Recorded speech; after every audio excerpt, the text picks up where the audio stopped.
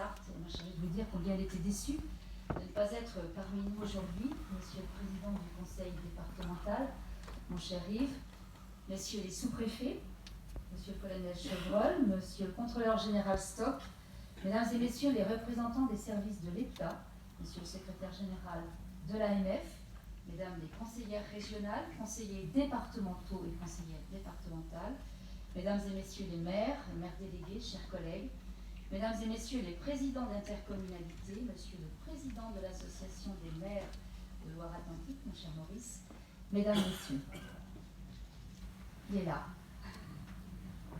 à côté. C'est toujours avec beaucoup de plaisir que nous vous accueillons avec le conseil d'administration de la MPCV dans cette si agréable maison des communes pour notre assemblée générale annuelle. Je tiens également à vous remercier de nouveau, Monsieur Laurent, pour votre présence parmi nous aujourd'hui. Lors du congrès des maires, en novembre dernier, nous avions eu le plaisir de nous rencontrer au petit déjeuner matinal départemental, des associations départementales, et je suis ravie que vous ayez à cette occasion accepté notre invitation à venir participer à notre Assemblée générale. Le bilan dont nous venons de prendre connaissance traduit une fois de plus le dynamisme de notre association et la diversité des sujets qui nous ont mobilisés dans nos fonctions. Parmi les sujets, il en est un auquel aucun de nous n'a pu se soustraire. Je pense bien entendu au grand débat national qui a été organisé sur l'ensemble du territoire. Ce débat, né de la contestation populaire de la fin de l'année 2018, a interpellé les élus. Fidèles à leurs engagements de relais et de proximité, ils ont su favoriser, relayer et organiser dans leurs communes des réunions en réponse à l'attente de leur population.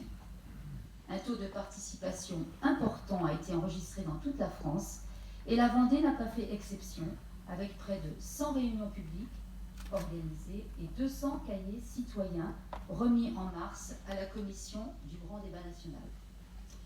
Plusieurs enseignements sont ressortis de ces échanges et j'aimerais en partager 3 avec vous aujourd'hui. Le premier, c'est la reconnaissance par les pouvoirs publics, le gouvernement et nos concitoyens du travail des élus locaux, de leur implication et de leur importance sur le terrain. En effet, bien que le gouvernement ait été à l'initiative de ce débat, sa mise en œuvre a été rendue possible grâce aux élus de terrain. Ils ont mis à disposition les moyens pour que cette concertation démocratique s'exerce dans de très bonnes conditions. Qu'ils soient animateurs, médiateurs ou simplement spectateurs, tous ont accepté une nouvelle fois d'aller à la rencontre de leur population, d'impulser les échanges et de permettre à chacun de s'exprimer. Des discussions qui ont une fois de plus confirmé la confiance des citoyens dans leurs élus de proximité. Le maire est aujourd'hui reconnu comme la personnalité politique préférée des Français et sa présence et son action ne sont pas remises en cause. Partant de ce constat, nous souhaiterions qu'à l'avenir, cette reconnaissance demeure et que nous puissions bénéficier de la même intention, de la même écoute par nos dirigeants que celle que nous avons témoignée à l'égard de nos populations. Deuxième enseignement tiré de cette grande concertation, c'est l'affirmation du maintien de la proximité des services, au plus près des populations. Une proximité que nous évoquerons plus longuement dans quelques instants.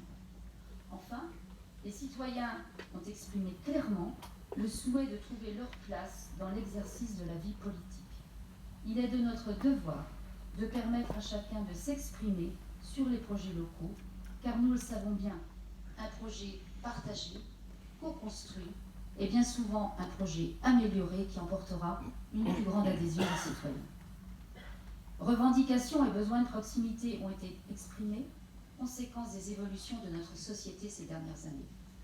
Des évolutions également constatées dans le monde économique, l'hyperdéveloppement, l'expansion et la rentabilité laissent place aujourd'hui au souhait d'une économie raisonnée, respectueuse de l'environnement et favorisant les intérêts locaux.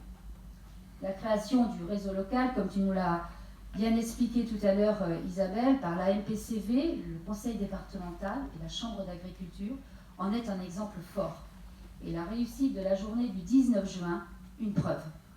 Aujourd'hui, nous souhaitons recentrer notre consommation sur des produits locaux, soucieux de l'environnement et de la juste rémunération de nos producteurs.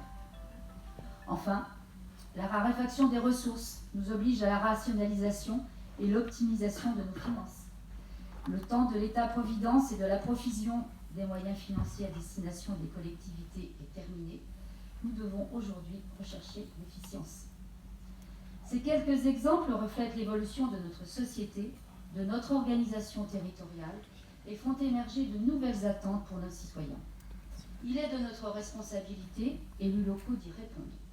Soyons donc toujours plus inventifs, parfois même combatifs, pour maintenir sur nos territoires ces services de proximité.